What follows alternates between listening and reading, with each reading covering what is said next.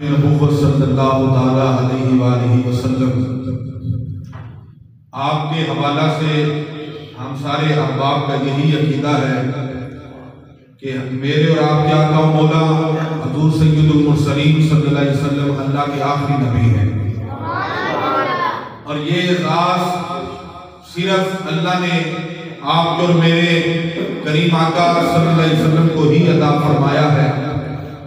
کائنات کے اندر 1,24,000 کم و بیش انبیاء کرام تشریف لائے، لیکن ختم نبوت کا تاج اللہ کریم نے اپنے محبوب علیہ السلام کو عطا فرمایا ہے۔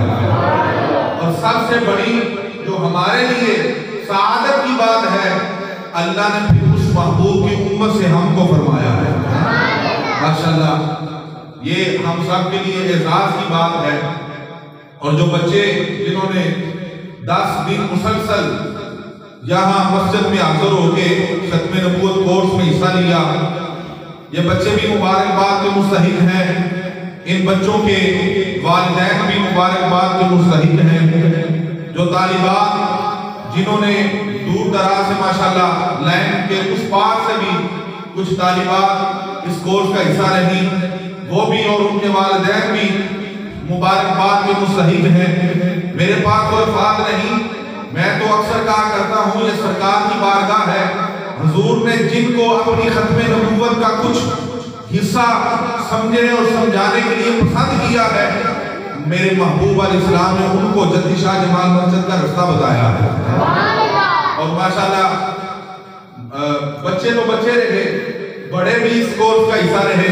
محترم ڈاکٹر ناصر اقبال صاحب یہ بھی ماشاءاللہ 10 روز مسلسل آتے رہے اور اس ختم نبوت کورس کا حصہ رہے۔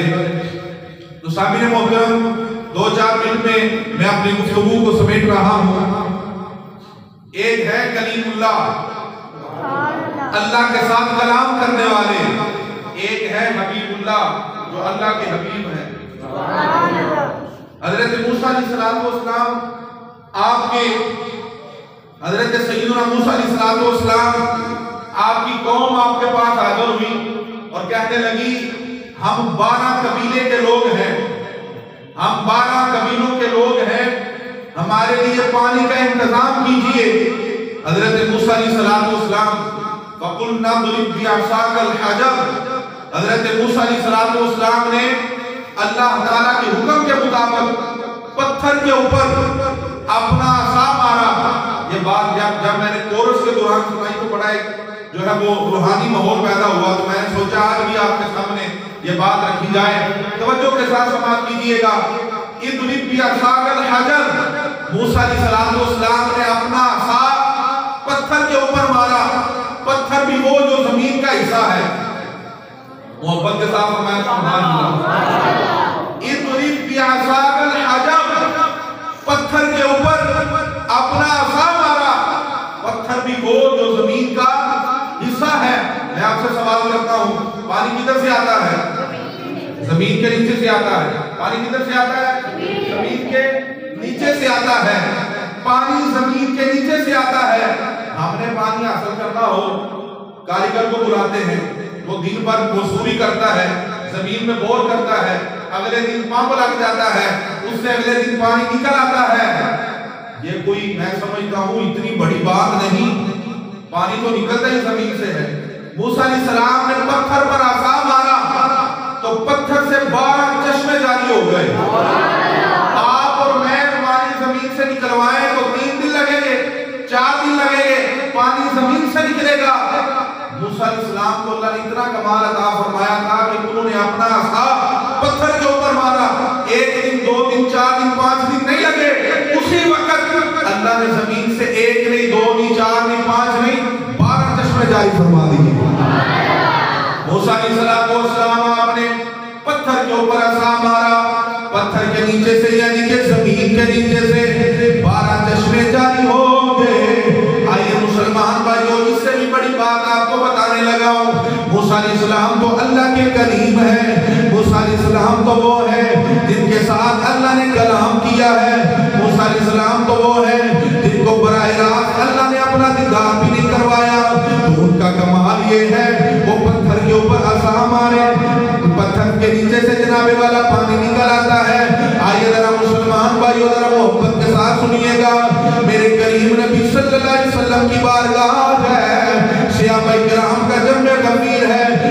روایت کے مطابق 1300 صحابہ، ایک روایت کے مطابق 1400 صحابہ نبی علیہ السلام نے کافری کی شکل میں کہیں جا رہے ہیں۔ صحابہ کرام حاضر ہوئے، عرض کی یا سیدی یا رسول اللہ صلی اللہ علیہ وآلہ وسلم، آقا ہمارے قافلے والوں کے پاس پانی ختم ہو گیا ہے، پانی پینے کے لیے نہیں بچا، اب ہمارے لیے پانی کا انتظام کرے۔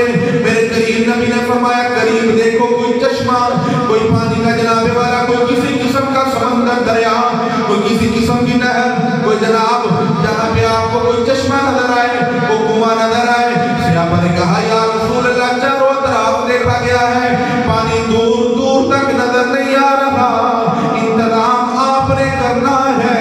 صحابہ جانتے تھے، اس لیے تو سرکار کی بارگاہ میں آئے، جب دور دور تک پانی نظر نہیں آیا، صحابہ کو علم تھا پانی سرکار سے ملے گا۔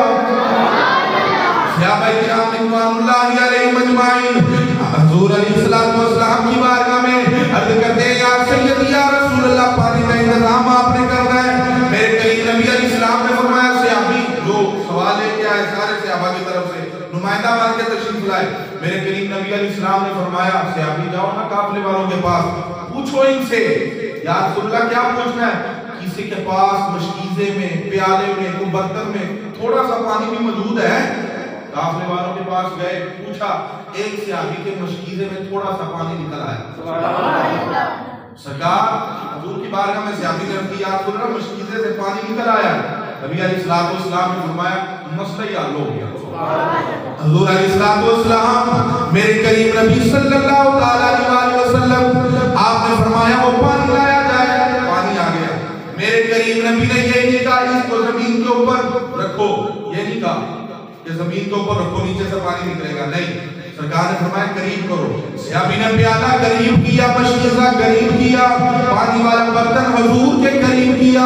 میرے اور آپ کے آقا مولا حضور سید المرسلین خاتم النبیین صلی اللہ علیہ وآلہ وسلم نے اپنی انگشت مبارک حضور نے اپنی انگلیاں اس پیالے کے اندر رکھ دی اور صحابہ کو فرمایا آتے جاؤ پیتے جاؤ۔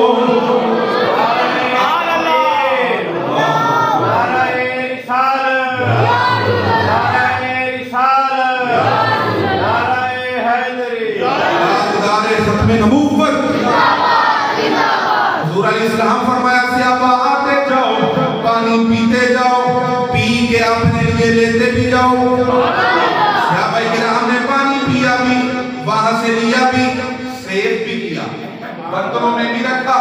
یا رسول اللہ سب نے پانی سے راہ ہو کے پی لیا ہے، اپنے اپنے برتنوں میں بھی جمع کر لیا ہے۔ سرکار نے فرمایا پوچھ لو کوئی رہ گیا ہو؟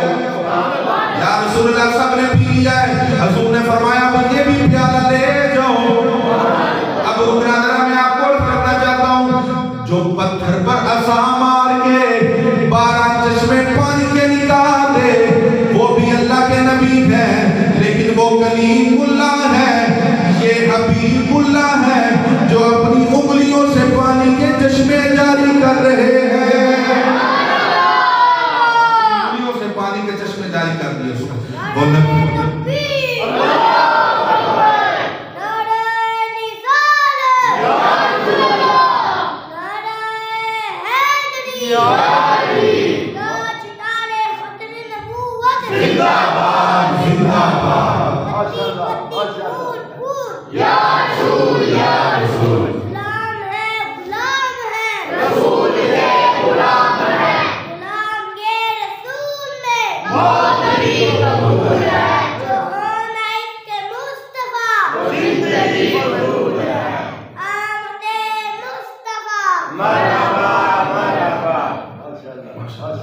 یہی چراغ جلیں گے تو روشنی ہوگی۔ ماشاءاللہ یہ جل گئے وہ ایک جلنا ہوتا ہے اور انہوں نے روشنی کے لیے جلے تو قبلہ بابو جی سرکار رحمت اللہ علیہ، تاجدار گولڑا پیر سید میر علی شاہ صاحب رحمت اللہ علیہ، آپ کے لخت جگر، آپ کے صاحبزادہ حضرت قبلہ بابو جی سرکار رحمت اللہ علیہ، آپ نا روزانہ شام کے وقت گولڑا شریف جو اسٹیشن کا ٹرین کا وہاں چلے جاتے تو وہاں بڑے آرام سے بیٹھتے، کبھی آنکھوں سے آنسو جاری ہو جاتے، کبھی ہنسنا شروع فرما دیتے، کبھی مسکرانا شروع فرما دے، کبھی آنکھوں سے آنسو جاری ہو جاتے. حضرات ذرا توجہ فرمائیں.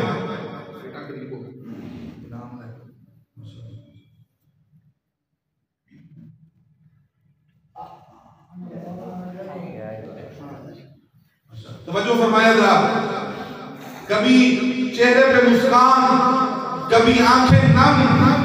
کوئی مرید سامنے تھا، اس نے عرض کی حضور یہ کیا وجہ ہے؟ گانا آتے ہیں، کبھی مسکان ہے، کبھی نم میں آنکھیں، وجہ کیا ہے؟ آپ نے فرمایا جب ٹرین آتی ہے تو کبھی یہ مجھے مسکان دیتی ہے، کبھی میری آنکھیں نم کر دیتی ہیں. حضرت کیا وجہ ہے؟ آپ نے فرمایا اس ٹرین کے آگے ایک انجن لگا ہوتا ہے. اب تو یہ پٹرول اور ڈیزل وغیرہ کا ماحول ہے نا جی، تب وہ کوئلے پہ ٹرین چلتی تھی. تو آپ فرمانے لگے انجن کوئلے پہ جلتا ہے، پچھلوں کو ساتھ لے کے چلتا ہے. یہ چراغ جلیں گے، آپ کو ساتھ لے کے چلیں گے.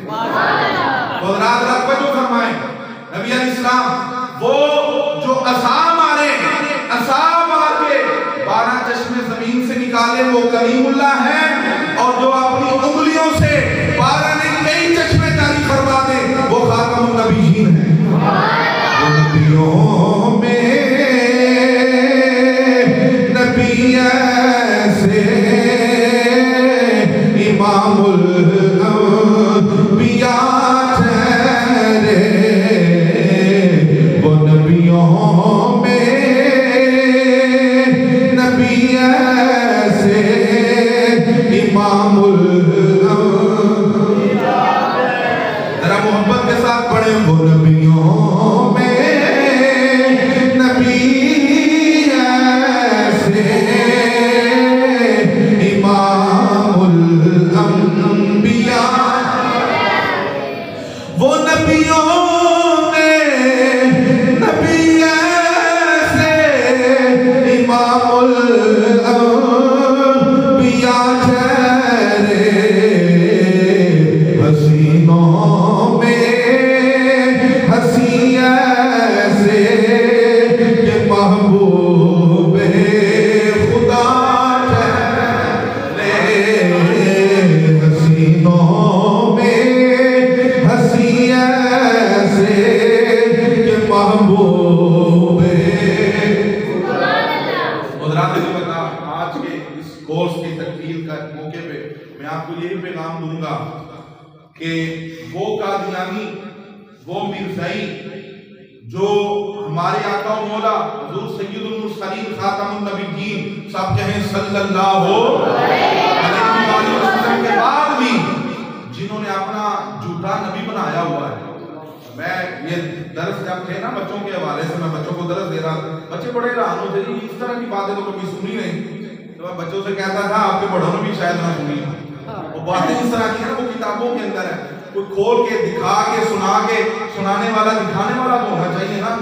وہ مرزا قادیانی جس نے نبوت کا اعلان کیا، اے بٹن تھے اے تھے بندیاں کو اپنا نبی بنایا انٹرنیشنل نبی ہے. اور جناب وہ اسے پوچھا گیا کہ آپ کدھر گئے تھے؟ میں باہر گیا تھا. ابھی کدھر آیا؟ گھر آیا ہوں. وہ چابیاں کدھر ہیں؟ وہ ناڑے کے ساتھ باندھی ہوئی. تو مرزائیوں نے اس کو اپنا نبی بنایا ہوا. میں بیشتر ایسی باتیں آپ کے سامنے رکھ سکتا ہوں. اور پھر اس کی گستاخیاں، بے ادبیاں. کہنے لگا اس سے کسی نے پوچھا یار تجھے کیا ضرورت پڑی نبوت کا اعلان کرنے کی؟ حضور علیہ السلام کے اندر کوئی کمی تھی؟ نبی علیہ السلام نے کوئی کمی رکھی تھی؟ اللہ نے ساری چیزیں تو اپنے محبوب میں رکھ دی ہوئی ہیں. علم، حسن، فہم و فراست، ادھر ہر چیز اللہ نے اپنے حبیب علیہ السلام کو عطا فرمائی. تو کیا نبوت کا اعلان کیتا ہے؟ کہنے لگا وہ نبی علیہ السلام سے معاذ اللہ دین کی اشاعت کا کام مکمل نہیں ہو سکا تھا، میں مکمل کرنے کے لیے آیا. اتنا محتاج آدمی، اتنا جو ہے وہ لائن آدمی. اور میں بڑی ساری ایسی باتیں جو میں کلوز کر رہا ہوں آپ کے سامنے نہیں رکھ رہا کیوں میں محفل پا گیا. کبھی کتابیں کھولیں پڑھیں اس لائن کو، اس نے کیا کیا جو ہے وہ بکواسات کی ہیں نبی علیہ السلام کے بارے میں. کیا کیا اس نے جو ہے. پھر ہمارے لوگ کیا کہتے ہیں کہ ساڑھی پر کی نماز پڑھ دیں، وہ ساڑھی پر کی سارا کچھ کر دیں. میں یہاں کچہری میں تھا تو یہی مسئلہ تھا اس حوالے سے. تو ایک وکیل تھا، وہ مجھ سے کہنے لگا قاری صاحب ساڈے ورگے نہیں پڑھتے نماز.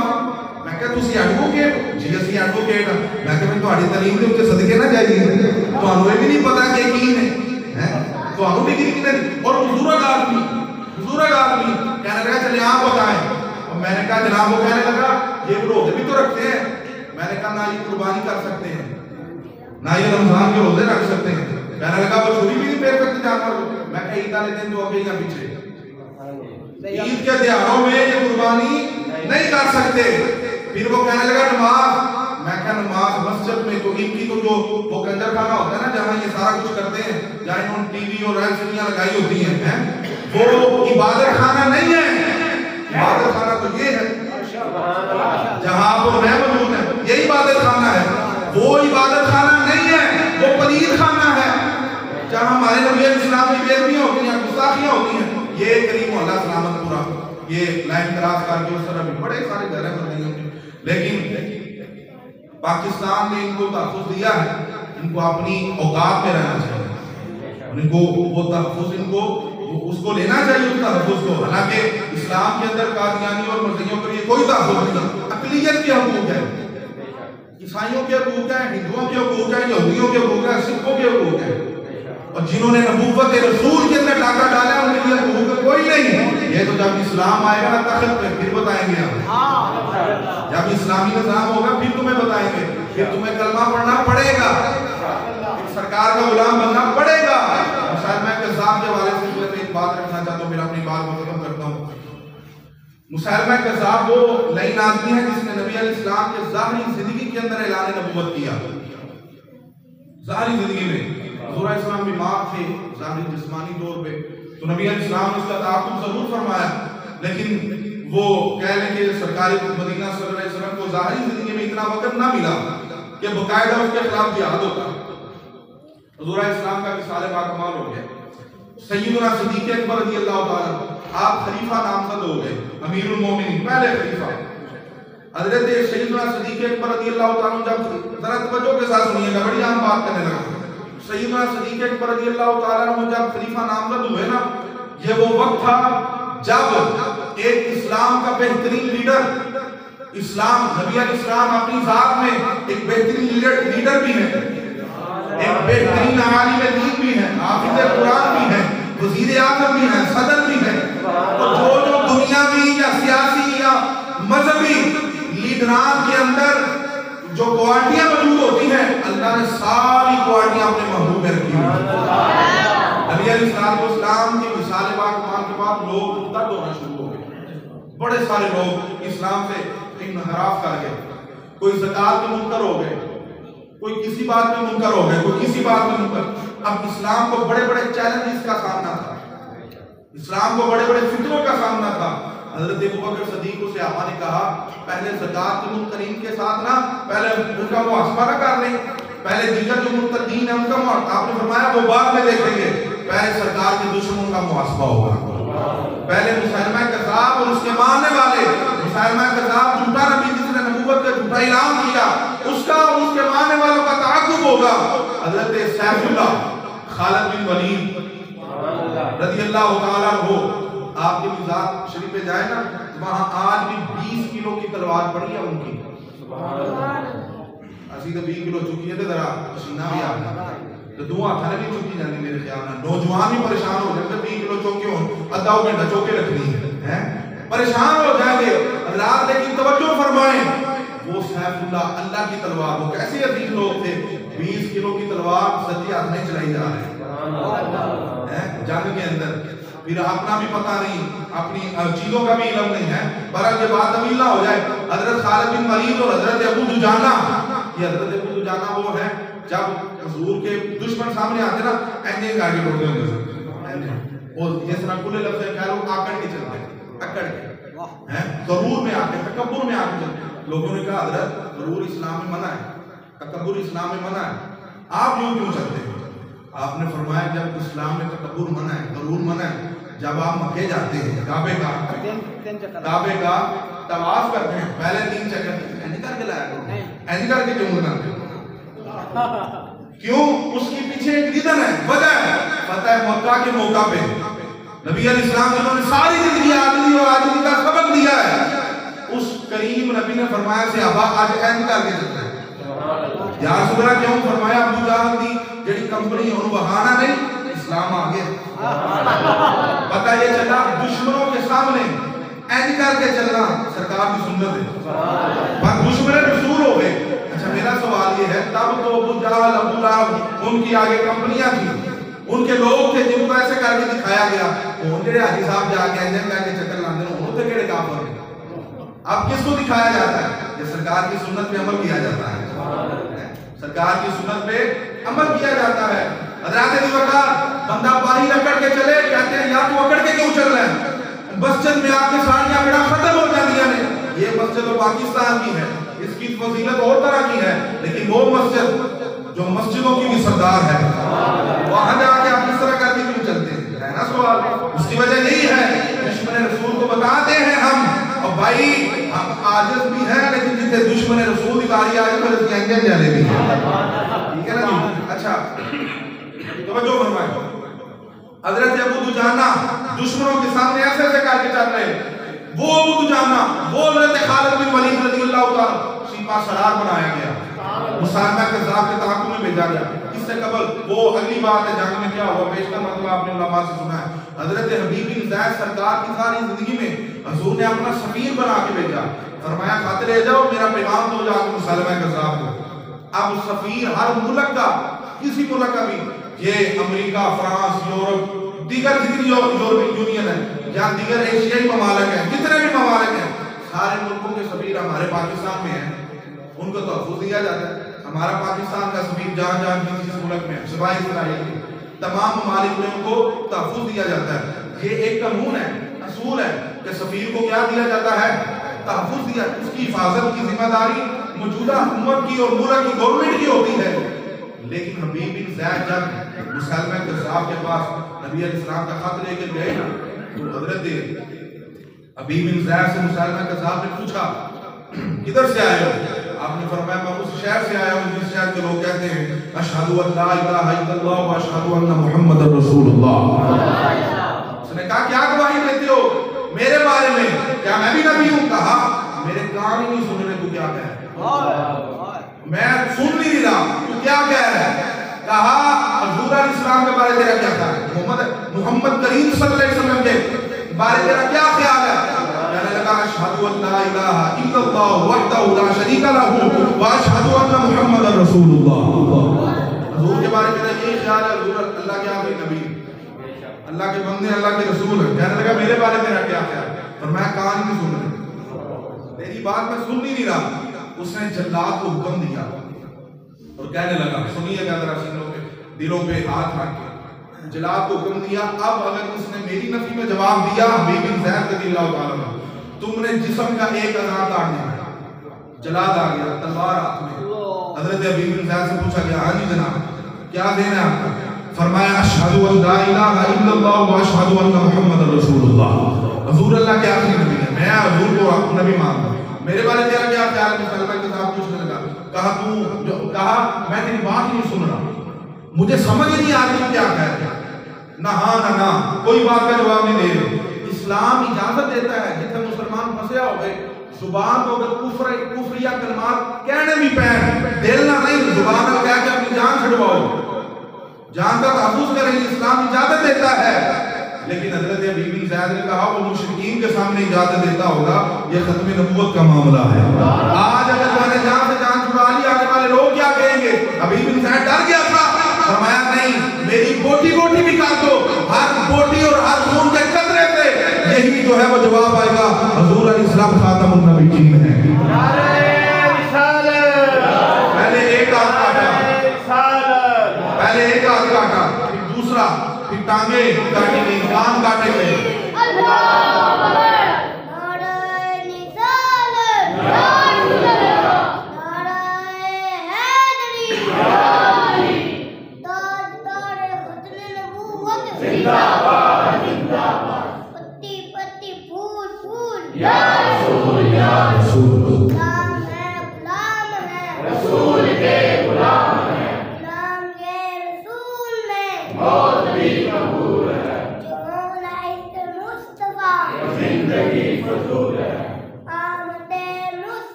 پہلے ایک وضو کاٹا گیا، دوسرا پھر ٹانگیں، پھر جناب کان، ایک ایک کر کے پورے جسم کا کیما بنایا گیا، لیکن ہر خون کے قطرے سے یہی صدا آئی، تاجدار ختم نبوت، آپ کا مولا اللہ کے آخری نبی، حضور کے بعد کوئی نبی نہیں آئے گا۔ ہمیں دلائل آنے چاہیے، ہمیں بات کا علم ہونا چاہیے، پر صحیح کیا ہے، قادیانی کیا ہے، ان کے ساتھ ہماری لڑائی کیا ہے، جھگڑا کیا ہے۔ بھائی اپنا ایک نا وہ منشور بنا لیں، اپنا ایک ذہن کا قانون بنا لیں، جس کے ساتھ بھی دوستی رکھنی ہے اللہ اور اس کے رسول کے لیے رکھنی ہے، جس کی ٹینشن لینی ہے اللہ اور اس کے رسول کی وجہ سے، جس کا خوف دل میں بٹھانا ہے اللہ اور اس کے رسول کی وجہ سے بٹھانا ہے، جو بھی دنیا میں کرنا ہے یا رب راضی کرنا ہے یا رب کا رسول راضی کرنا ہے، بس پھر دیکھیے گا اسلام کیسے آتا ہے۔ حضرات علی وغیرہ جتنی مرضی طویل کی جا سکتی